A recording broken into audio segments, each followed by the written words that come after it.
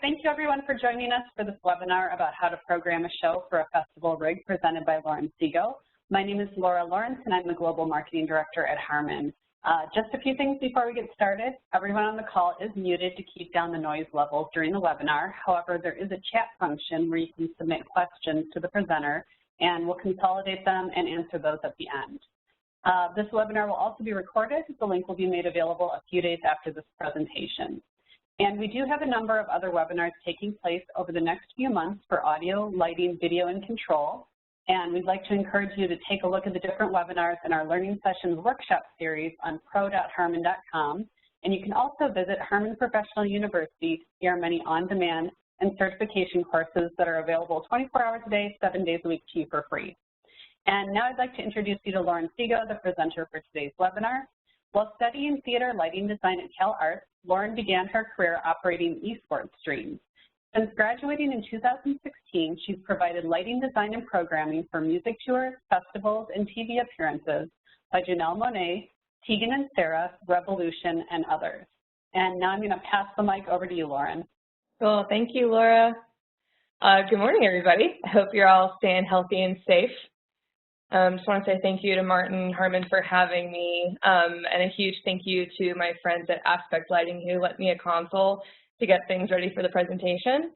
So let's get started. I'm going to talk for about 40-45 minutes to try to leave some room for questions. So class information, I kind of designed this webinar for the beginner to intermediate programmer. I wanted to create an environment to teach from because it's kind of a broad subject to talk about. So I want us to all pretend that we're programming a tour that's only traveling with the ground package.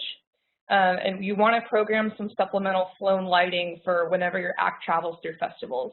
Maybe you don't want to clone your programming from your ground package to the festival rig. You want to have its own supplemental addition to your show.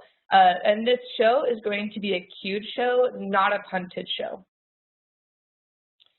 So these are three major questions I ask myself before I begin the programming process.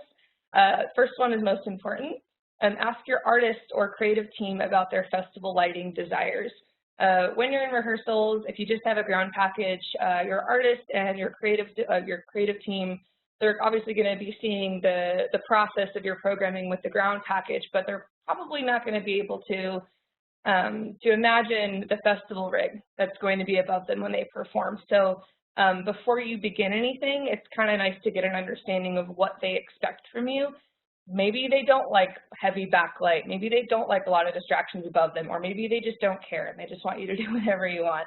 I've worked with lots of artists that are very, very specific about what they want. They'll sit next to me. We'll go through every single detail, nitpick all the way down, or they're just like, here are the creative reins, I've hired you, have fun.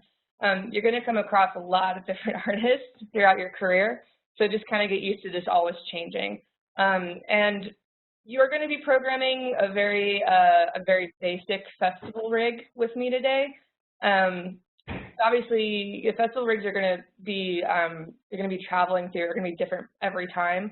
So if there is something specific that the artist is looking for and you go to a festival and you look at the rig and you're thinking, oh crap, I can't make this happen, make sure to communicate that beforehand. So even if you were just hired to be the touring LD, the lighting director, so you're not designing a tour, maybe you're not even programming most of the tour, that's all another department, another team, and you're just going out to operate it and execute it every day, you're still a part of the creative process whether you realize it or not, because once that show is in your hands and you're on the road, you're responsible for talking to your artists and making changes, listening to them to make sure that you can bring the show that they want. This next question is more of a time utilization tool that I use, especially if you're just starting out programming tours.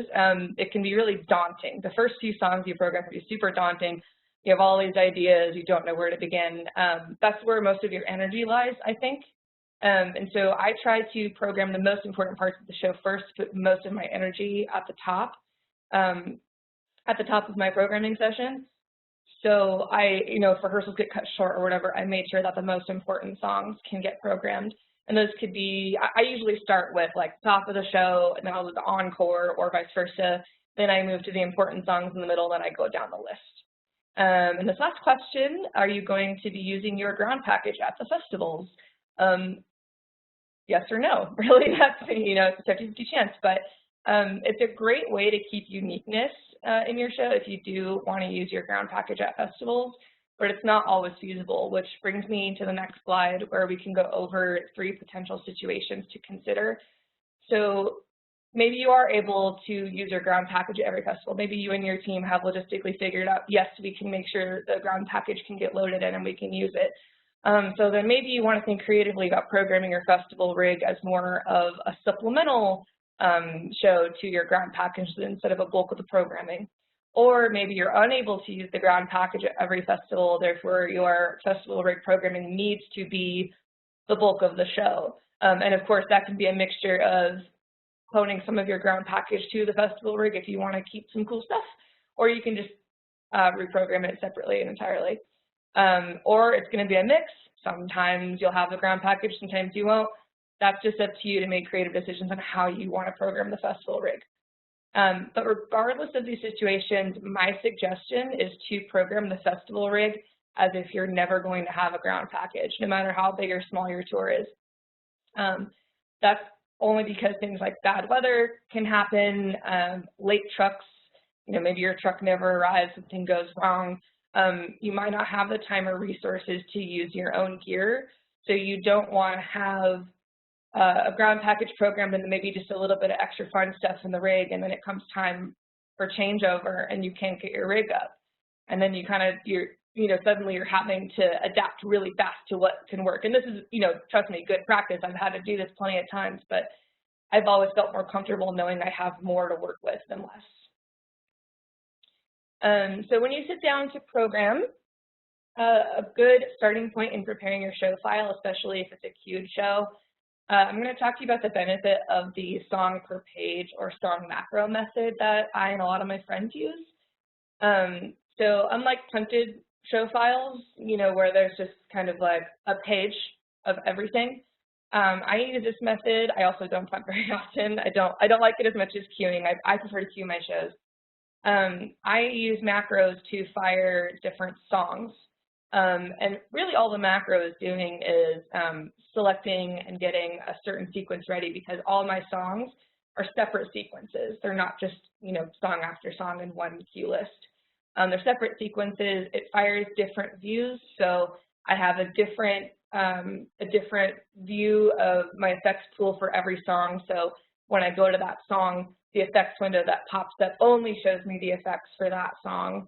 And then same thing with, a few other preset tools or whatever, and some notes and things like that. It just makes it easier for me to see what I'm using, because if I have a page of effects that's just all the effects I've used in my show and I want to go edit a song, I have to go look and see, unless I organize it in a way that works for me, I have to go find which effect is running and edit it from there.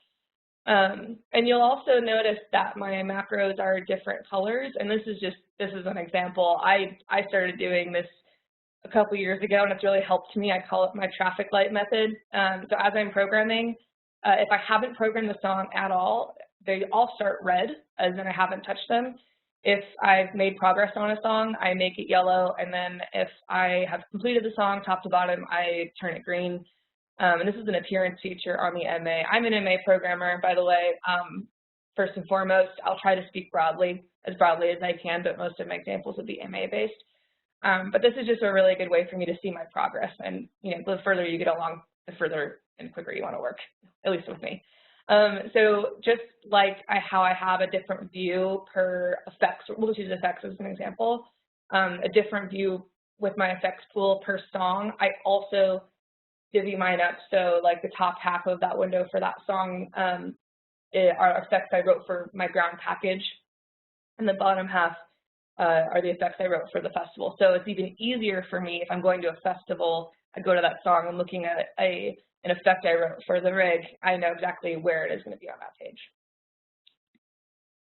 So my festival rig that I have in my file are all Martin products. I like to use Viper profiles for my spots and my beams. because it's kind of it's one of my favorite lights. It's got a lot of different attributes to it that are fantastic. It's a lot easier, and we'll talk about cloning in a little bit, but it's a lot easier to pick a light that has a lot to choose from, because it's easier to dial back if you're cloning to a different light that has maybe less to offer than adding it and then having to replace and reprogram and do things like that.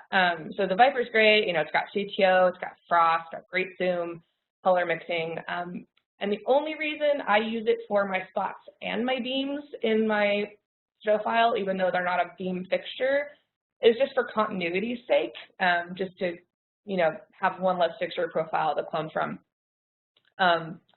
The only difference I have when I'm programming it as a beam, I use the color wheel, because more often than not, the beams you're going to come across in festival rigs are only going to have color wheels. For my wash light, I use Macauras, because they're, it's a standard fixture profile. It has the bones of your perfect wash light. Super easy to clone from. And same with the Atomic 3K LED.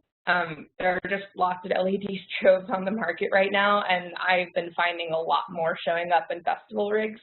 And kind of like the Aura, this is kind of more of a straightforward LED strobe fixture to clone from, so a little bit easier on that front than most of the other multi-instance ones.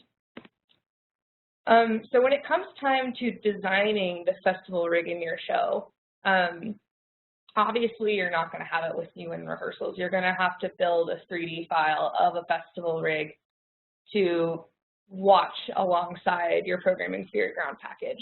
Mine is super broad. It's a super basic 4-truss, technically 6-truss festival rig. I have decided over the years that 2 rows of each fixture type and 12 of each is really easy to take to size down and to size up. I just, a lot of festival rigs will have anywhere between 8 on average if it's a smaller stage, so it's way easier to dial back. And sometimes we'll have 24, so I found 12 is good because then I can size up. And I tour with so many different bands and so many different festivals. Sometimes I'll have 4 spots. Sometimes I'll have 60, really depends. So I have 2 rows of 12 spots each, 2 rows of 12 beams, 2 rows of 12 washes, and 2 rows of 12 strobes. I also have a row of front lights, so 12 more Vipers, 12 Vipers, and another row of 12 4-light blinders. I recently switched over. Instead of just using single-channel dimmers as my blinders, I started using generic RGB LEDs instead of the dimmers. And I started doing that because a lot of festivals I've been to in the past year with one of the reggae bands I work for has had a lot of those. So I thought I might as well just change it over to RGB LED. You can't go wrong. If you have some time to add some color choices to your blinders, go ahead. But again, festival rigs will never be consistent. This is a very broad and basic design that I've been using and have still been adapting over the course of a few years. But I've never come across a festival rig that has exactly what I have in my file. Still waiting on that. You have to kind of just get used with being uncomfortable and just knowing that you're going to have to constantly adapt depending on what you have that day. So again, very, very basic image of my example just to show you more of the layout rather than the programming. So starting from the top, you can see the RGB blinders. Below that is my row front light, which is not on. Then I have my rows of my spots and washes and strobes and beams and everything. And then in the second picture, you can also see at the bottom, there's another row that's not on. I do have a backlight row also. I used to program backlight as a part of my spots, my festival rig, but I realized very quickly that's time consuming when updating backlight positions. So I do have an extra row of Vipers in the back there just for backlight, and I'll still program it into the show, but I'll only clone it and use it if I have enough spots to make my show seem filled enough and still be able to accomplish a good backlight look. So my general approach to actually programming the festival rig is a less is more approach. I don't want to say you have to feel confined to simplicity, but it will make you feel a lot more relaxed. the less intricacies in your programming, the less time you're spending trying to recreate complicated looks and more time dialing in other elements that are maybe a little bit more important. If you do have looks in your show that you need to be very specific and are very intricate, just prioritize those and find a way, at least either in your show file or just, just some sort of method in your head to get used to adjusting that every day. If you have a really intricate look or, position, a relative position for an effect or something, just spend time and think about how you have to adjust that every day, because you're probably not going to have a lot of time.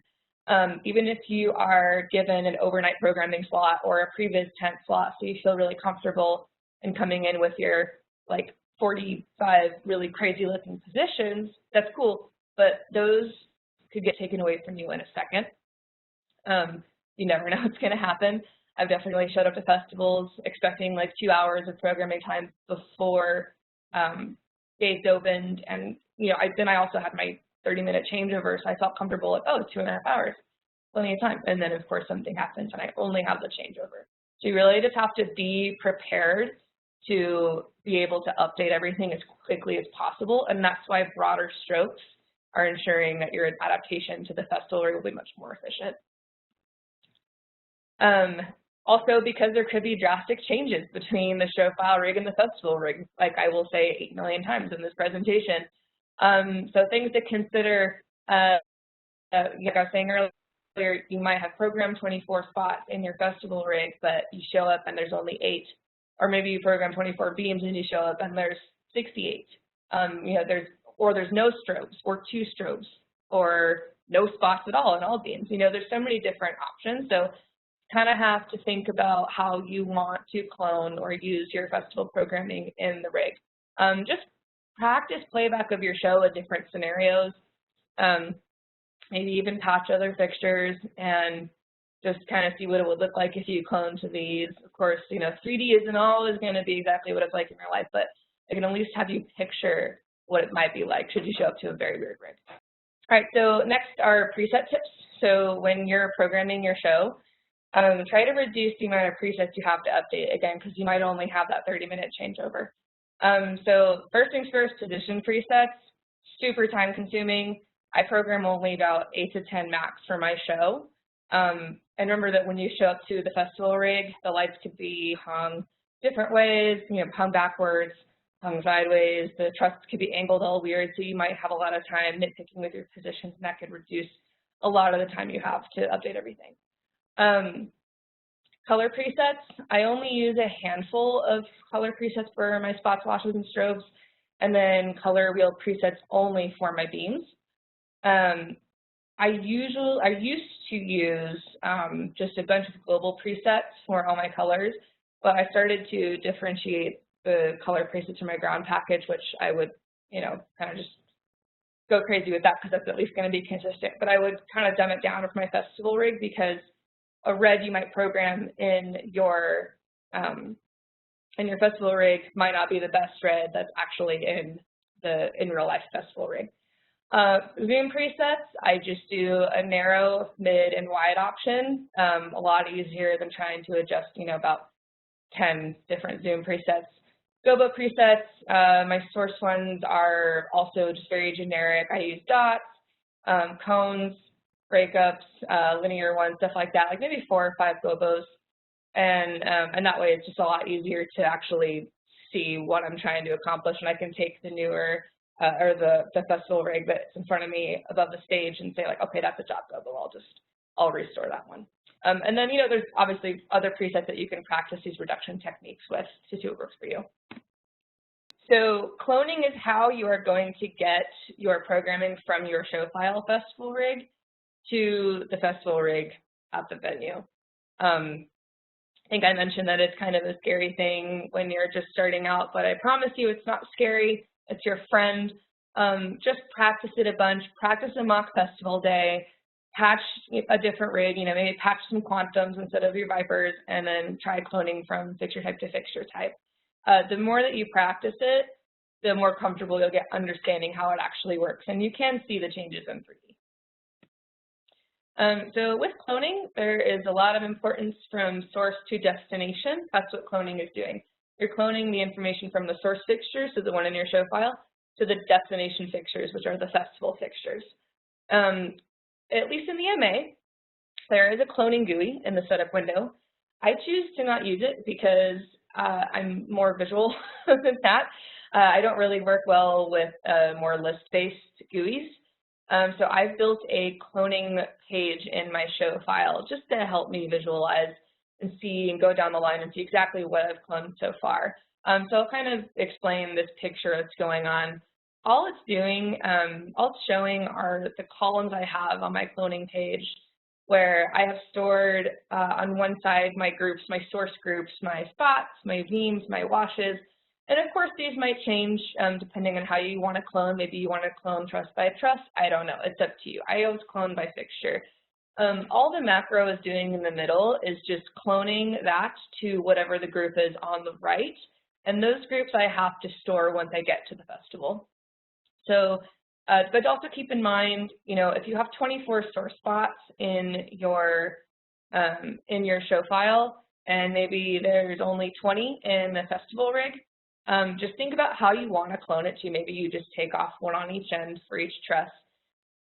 But you're going to have to restore your source group. So remember to not clone 24 spots in your show file to 20 spots in the festival rig. It won't work the way you want it to.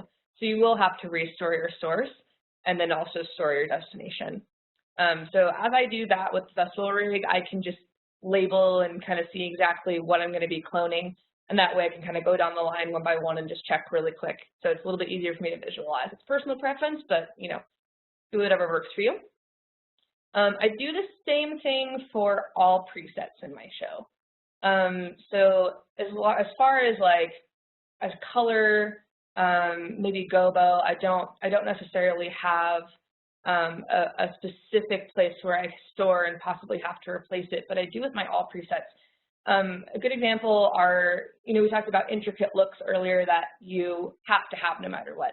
And a good example for me is Starry Night. I have a band I work for that, for one song, loves to have pretty much every single light off except the spots, and they like it to blanket the stage, the sides of the stage, the back of the stage, the deck, all of them in like dotted gobos with a prism, wide zoom, sharp focus to kind of look like a blanket of stars. And instead of having 4 different presets for that look, I have an all preset for it. And I keep that in a special place in the console where I can just update that one preset as I go. And after I clone, maybe the fixtures I've cloned to can't really accomplish that look as well, so I kind of have to replace that preset essentially for that song, for any of those cues in that song. So I have a special place for my all presets, and I have a very, very similar window where it's the source preset, and then a macro, instead of cloning it, it replaces it in that sequence with a new preset that I might have to store on the destination side.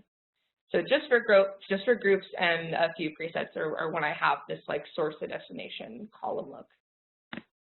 So you programmed a show, and it's time to go to the festival. So very, very, very, very, very important questions to ask before arriving, at least a week before arriving to the festival.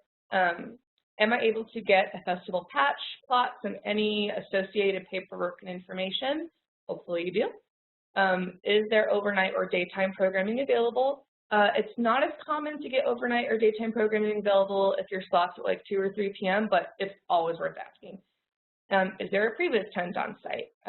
Most festivals will have a tent or a container with some consoles in it where you can go and just use it as a previs station for some amount of slot, you know, the day before or the day of to check your programming. How long is my changeover? Very, very important because, again, sometimes you might be offered some daytime programming or a previs tent slot and it could be taken away. So I kind of like to come to a festival as prepared as I can to just have a changeover. And also, is my festival LD available to meet before my programming session to discuss changes? Don't be afraid to talk to them. They're there to help you. They're obviously there to help a lot of other people too, but just, you know, don't be afraid to approach them. 95% of the time there are changes that you have to discuss, And the sooner you can talk about it, the better. And that is a good question to travel into this tip that I have learned to do over the years. I come prepared with 2 show files to festivals. I come to the festival with a file with the festival rig fully patched. It's a really, really good starting point. You're probably still going to have to make some changes. You know, it's rare that you show up and the patch they gave you 3 days before is the same, but it's still a really good starting point, and it reduces some time on the console for you to actually get to cloning and updating your loops. I also come with a version of the festival rig patched and cloned. This has only happened to me one time, where the festival patch did not change, nothing changed, the positions were all the same. I'd already come with the show patch, and I had cloned it. I hadn't updated any presets or anything yet, but I had at least come with it cloned, and it was super helpful. I mean, it took like 20 minutes off of my day. And just as a tip for people who have not gone through a lot of festivals, remember that when you're updating your rig after you've cloned, to only update the festival rig. Don't also grab your source rig, because that'll screw up future cloning situations. This is a weird one. So programming the unusual fixtures. And by this I mean maybe there are some fixtures in the rig that are giant multi-instance wash lights. Sorry, I have to remove another annotation request again. It blocks my screen, so I have to exit. So maybe you have a bunch of giant wash lights in the rig that are like 100-something channels, all multi-instance, or you have a ton of multi-instance strobes in the rig that are like 60 to 70 channels, whatever. You just have a lot of these weird lights that maybe you've never seen before and you don't really know where to begin. It's happened to me plenty of times. So I have empty cues and buttons stored in a special place in my show file where I can just quickly store information into them. So maybe I don't have any prisms programmed into my festival rig in my show file, but the festival rig here at the venue has an amazing prism in it. So I want to use it. So I'll just store a prism preset and I'll put that into my empty cue. My cues and my buttons are all labeled very generic, very generic. I have one that's prism, I have one that's beam shaper, I have one that's like strobe effects or whatever, and I have like 2 or 3 cues that I can bump through for each one, and they're completely empty, and no matter what song I'm on, I have them fixed to a page where they're always available to look at. And that way it's a lot easier. If you know you want to put a prism in a song, you don't have to go to that song and then store it, cue by cue or whatever you need to do. You can just have it readily available to toggle on and off as you wish. So that also reduces a lot of time. Yep, I think I've got everything in that slide.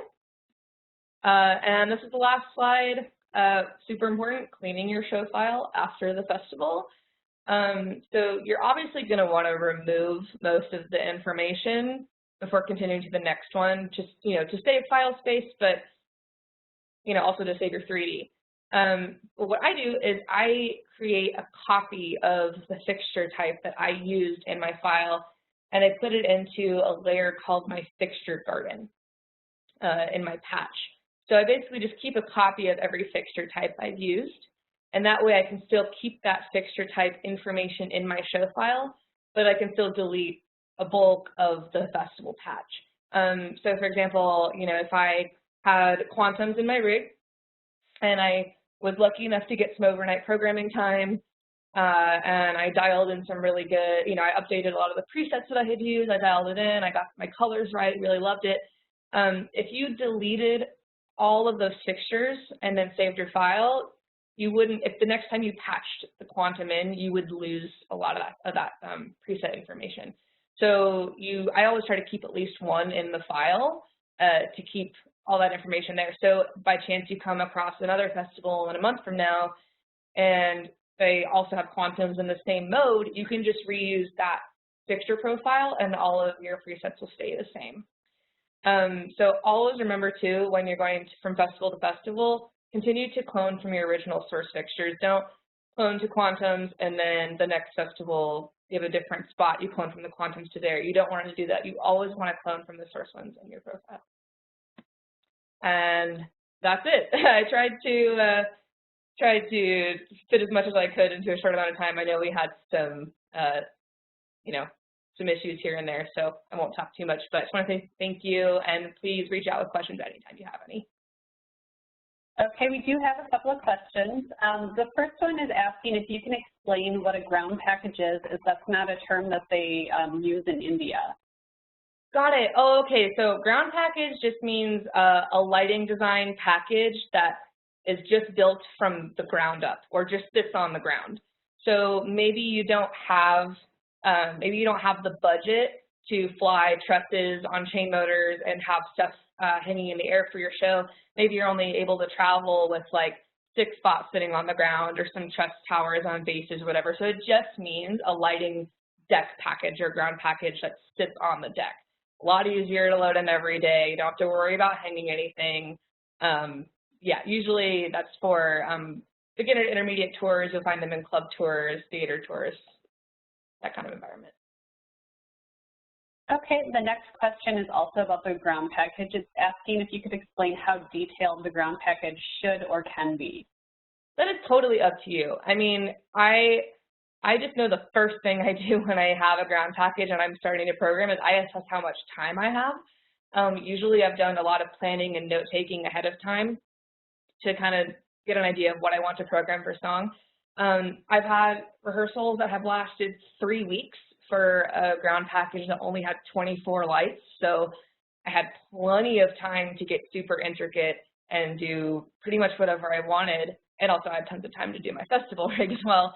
But I've also had situations where I've had about like 40 to 46 lights in my ground package and only 5 days to program. So you kind of just really have to assess your time, your resources, plan ahead, but that's completely up to you. But also if you are thinking you want to try to use that programming for your festival rig as well, like maybe you do want to clone your ground package to the festival, that's where you kind of have to get creative and think, okay, how intricate do I want to get? How advanced do I want to get with this? But that is entirely up to you and how creative you want to be. Okay, the next question is asking, what is the role of blinders and why would you use them? So blinders are really, their main goal is to light the crowd, right? So like I said, I use RGB LED blinders in my profile. Most of the time when you go to a festival rig or any venue, the blinders are just going to be single cell dimmers, and they're the lights that shine into the crowd. I have a lot of artists that like me using them every time they talk to the crowd, and I have some artists where they don't want them on at all because they get really scared if they can see the people staring at them. So blinders are a lot more important than you think they are to your artist, so make sure to talk about that with them. But I also use them for bumps and hits and fun stuff. You know, it doesn't have to be just to light the crowd if they're talking. You know, if I have a huge moment that I want to just hit people in the soul real hard, you know, I'll slowly bring them in and pulse them or something. You know, they have a lot. You know, there may be a simple fixture, but they have a lot of different uses. All right. The next question is asking if you can clarify what the difference is between getting hired as a touring LD, a touring programmer, a festival LD, or an operator. Sure. So you can sometimes be one of those things, 2 of those things, or all of those things, depending on the gig. But the difference is the designer is the person who drafts the show, who designs the show, who's designing where the lights go, right? The programmer is the person sitting at the desk programming the show, and they might be sitting with the designer or sitting with the creative team and making it happen, or they might have just been hired to, you know, take the rig that someone else designed and put their own touch on it creatively and program the show. The touring director or operator is in charge of running the show, and sometimes even building the rig every single day. So the director is always operating. And a festival LD is the person that's at the festival who is usually there for load-in to situate to make sure that everything's getting built correctly. They have a starter file for you there available with patch information, and they have a file to operate bands that might not have an LD that are playing on that stage. So festival LDs are just basically, you know, the fairy godmothers of that festival stage for the weekend to make sure that you as a guest LD coming into the stage is situated to run your show. I've done tours where I've designed, programmed, and operated the rig, and I've done tours where I've just programmed, just designed. You know, there's always a mixture, but usually the hiring process with your artists and the management is kind of how you get to plan your fate on that one. Okay, the next question is asking about the cloning color wheel fixture to the color mix fixture. What's the best method? So I like to, so let's say that if the destination fixture only has color mixing, it's actually quite easy. Then you just have to update and potentially replace the color wheel presets with color mixing information, which is totally fine. If you update a preset with your festival rig color information, it's whatever other fixtures you have stored in that preset are not going to get affected. So a lot easier than you think it is. All right, the next question is a multi-parter. I usually clone truss to truss since a lot of festivals don't have consistent fixture quantities on each truss. Like say the DS has 12, the MS has 10, the US has 8, or sometimes even weirder. Can you explain how you would clone then by fixture type? Sure. So first I always clone in from in to out, or if you have a situation like that where it's 3 trusses, sometimes I'll clone my downstage to my downstage, my upstage to my midstage, and then my downstage again. That's just personal preference. It's also, you know, it really depends on how I program the show. Oh, was that you? Oh, sorry, I heard something. It really just depends on how I programmed the show. I have to pay attention, you know, if a lot of at least my position looks are backlight related or not, then it matters a lot more where in the rig I'm cloning that to. But really, that's just where you kind of have to get creative with playback and practice, like I was saying earlier, practicing maybe mastering parts of your rig down or, you know, doubling or tripling up on certain fixtures and just kind of seeing what works. And it's a lot easier to see your programming be more efficient if you do take those broader strokes. Okay, the next question is asking what software you use to program. I program in MA2. So I have a Windows machine and I have GrandMA2 on PC software. It's free. The MA3D software is also free. Just have to make sure that you download the same software version and you can link the two together. So I thankfully have a console sitting in front of me, but I don't always have a console sitting in front of me. So the free on PC software program is really nice. That way you can do everything you can on a console, you just can't output. So just get an extra monitor, download the free software, and have fun. Okay, do you prefer DMX over network or physical daisy chain DMX cabling? Well, I always daisy chain my DMX for at least the package, but if we're talking about controlling, I don't really have a preference. I mean, at festivals, I'm a huge fan of FACN as the protocol. I always have the least amount of issues or no issues with that. I personally don't care if they hand me dry lines, DMX lines, or a network. But that's good. It's actually a really, really good question to ask too, because I wish I would have squeezed this into the presentation, but I'll do it now. If you are traveling with a ground package and you are going to be using it at a festival rig, make sure that however you're controlling your ground package is not going to interfere with how you're controlling the festival rig. Or make sure that you can find a way to do both. So if you only are using straight DMX lines for your ground package, let's say you have 2 universes, make sure the festival rig at least has a way, if you know they're using 6 lines at front of house and you don't have all the room, make sure that you're able to find an opto or a network split if you're using a network, or some way to make sure that you can operate your ground package and your festival package efficiently. It's more common these days to show up to a festival and they're running off of a network. And I always run off of a network for my ground package too, which really just means I just get a network switch and things are usually good. But that's a really, really important question to have with your festival LD before arriving to the festival. Okay, what is the fixture type that you would use for your garden? Oh, okay, so my garden is actually just a bunch of different fixtures. So this is a really good example. If I do a corporate show, hopefully, knock on plastic, I guess, I have some downtime and I can store a lot of presets for the fixtures in the rig, and really dial it in. And maybe I won't use that fixture again for a long time, but the way I can keep that preset information, all that fixture profile information stored in my console, is if I have a copy of that in my file. So if I don't really keep a lot of multiple quantities of broadcast lights patched in my show file. My starter show file only has my festival rig patched, some bitmaps, and then my garden.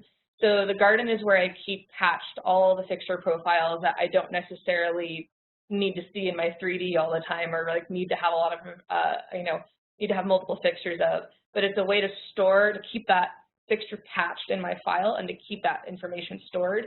So if I do come across a rig and I have fixture information in my show file for that profile, I can just use that profile in the patch, and that way it's able to reference presets that I've already worked on. I know it's a little bit convoluted. If I didn't explain that well, definitely email me and I can send you a better idea. Okay, the next question is asking about preset references. In theory, would you need to keep a copy of a fixture in your show if you create and use preset references? Yes, which is pretty much exactly what I just said. So yes, don't need to repeat myself. Quick question about the fixture garden after deleting the Clone Festival file. You only leave one fixture of a type to this garden and the presets will work? Yes. Yes, it will. What approach do you take to cloning into a vertically hung festival rig truss versus horizontally hung festival rig truss? Oh man, it's different every time. I feel like doing it, honestly. Actually, that happened to me a few months ago, where it was, thankfully, it was just two vertical downstage towers with 6 beams, and then 2 vertical upstage towers with 6 beams. So I think for that, and they had beams in horizontal truss too. I think for that, what ended up working was in the air on the horizontal truss, I cloned my downstage beams to my downstage beams and upstage to upstage. Then I actually swapped it so the vertical towers, I cloned the upstage beams to the downstage ones and the downstage beams to the upstage ones. So there was a little bit of an offset. Create a little bit more depth. Again, that's just another practice with your show file in different situations. Get prepared to think about those weird trusses. I recently went to a show where the truss was hung from the back upstage corners to downstage center, so it was only this weird angled, and then it was also raked a little bit. You kind of, you never know what design you're gonna come across, but that's just why practicing adapting your rig is super, super important. So maybe offsetting my beams worked for me, it might not work for you in your show. So maybe practice building a couple of vertical towers in there and offsetting your cloning, or maybe you want to clone your spots to those beams. You just have to really get creative with it. Okay, the next question is asking, when you patch your touring rig, what universe or SACN starting points do you start with? Say 1 to 10 is touring and 11 to 100 is festival, or vice versa? That's exactly what I do, actually, yeah. I always put my consistent package, my touring package, just from 1 to whatever. And then usually I skip to the next 10. So let's say I'm using, for some reason, 13 universes in my ground package. I have a lot of pixel tape on this one. Then I usually start my festival package or my my whatever else at 21. So I make sure to skip a little bit. I have a universe pool view in my file where I can quickly move universes around, just depending on the day. In my show file, actually, I do have my festival rig patched in the 30s because I've had a lot of rigs recently that are festival rigs that are patched in the 20s. It really depends. Honestly, it's always moving around. I could really just keep it at 100 if I wanted to. That's where I keep my bitmaps, though. personal preference. I would just keep your festival rig, all your patch information just so farther down the line in the universe pool. Okay, next question. If you get a festival plot ahead of time, will you do all of your cloning and rough positions and presets ahead of arrival, or do you like to work once you know what's actually happening on site? So it's pretty rare that I update. Actually, I don't think I've ever updated positions ahead of time in 3D, cloned and then updated positions. Like I said, I do come with a festival rig patch and then a show file with the festival rig patch, and I come with a version with it patched and cloned. It's only happened to me one time where I've showed up and the cloning was correct because the patch and the fixtures didn't change. So in that situation, all I did was just clone, but I didn't really update anything. Because you might spend the time thinking, it might work to your advantage though, if you know you're going to be cloning to a certain fixture where you know that this has to be changed ahead of time for it to work, or you know the strobe function or whatever, and you can kind of put it in ahead of time. Totally up to you. But the problem is that if you do all that work cloning your rig and then maybe half of them are changed, half the fixtures are changed or the patch is different or something, it's sometimes easier to just start over than to try to fix all of that. So I just kind of start from there, which honestly, coming with it patched and having it be mostly right is already a super good starting point. Okay, the next question is asking regarding haze and fog. What do you assume or plan for in a festival? Well, I always ask, and I always plan for both. I also have some artists I've worked for recently that just don't like it, and it kind of hurts my soul because you need haze to see lights. But in my file, I'll just use like an MA2 full as an example. I always keep my playback control closer to my screen one, so in the right bank of faders. And I always keep my group masters and my haze and fog temps available to me to just kind of ride anytime. So I keep them as temp faders with the intensity information. And that way I can just keep it at a level, and if I notice that it's too much, I can bring it down a little bit or off completely. That way I'm not, I know some people do buttons where they'll have levels of like 0, 25, 50% haze, 70% haze, whatever. That's just too many buttons for me to push. I think I'd rather keep my eyes on the show. So if I can just have a fader, I can kind of remember where it is and you know, move it up and check really quick. That works a little better for me. I always ask for it if they're planning on not having it. I've definitely done festivals where they were like, hey, we weren't planning on bringing haze. This is a problem. And I'm like, yes, please bring haze. And at that point, if there is an issue where they're probably not able to bring any atmospheric effects, it might have to come out of the cost to your band that you're traveling with, but that's something that your tour manager can work out with the festival. The next question, would you suggest to practice the different scenarios on the computer if you don't have a console? Absolutely, yeah. Again, you know, the on-PC software that I use, it does all the same things that a console can do. Just, you know, what I suggest is just storing some of your festival rig fixtures in a group, mastering them down, and then playing back some songs and seeing what it would look like with half of those fixtures working. So you can absolutely do the same thing on a computer. How does your Universe tool work? So the Universe tool, maybe they heard tool, I say pool. So a Universe pool in MA software, just like your presets or your groups, it's a pool where you can see your universes. And the only reason I also keep my festival rig patched in the 30s or the 20s is because I have my universe pool with my numbers going left to right, just like any other preset pool, and I can just see it shows how many universes I'm using and where they are, and you can label them too. So I have, you know, I'll see in the first row I have maybe my ground package, I'm using 6 universes. I can see I'm using universes 1 through 6. And then I can see I'm using universes 31 through 36 with Festival Rig or something. So if you have MA2 on PC software, go ahead, clear your screen, go to Pools, and open up a universe pool, and you can see what I'm talking about. The next question is asking, well, they say, I like your strategy of programming Vipers as your beam fixtures. I'm curious if that ever presents an issue, and if so, what workaround do you suggest? Say you have a rig of hybrids with tons of beams or prism parameters not found in the Viper.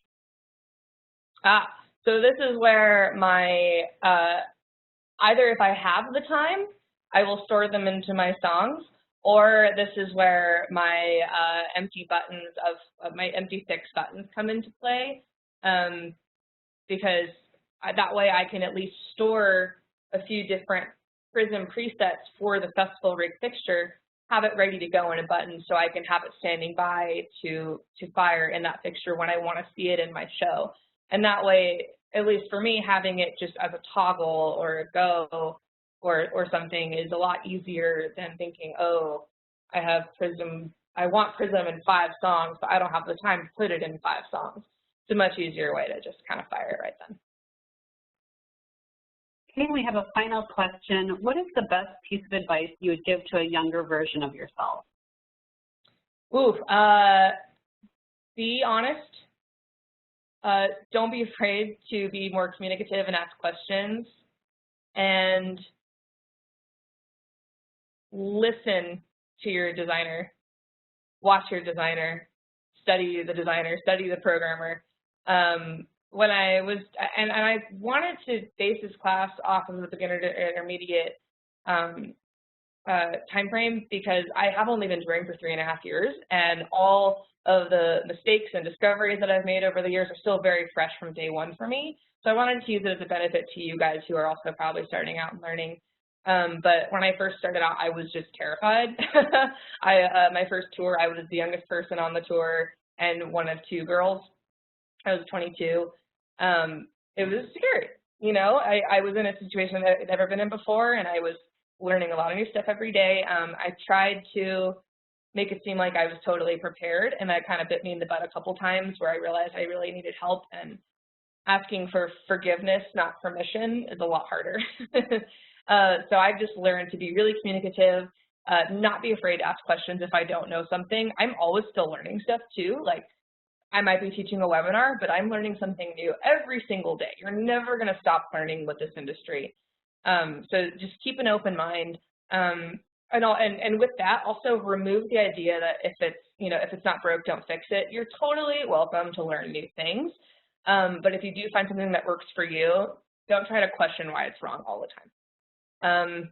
And just really pay attention to the people around you. I was hired for my first tour from an incredibly talented person, and I was a little bit too afraid to ask them questions or stand over their shoulder more.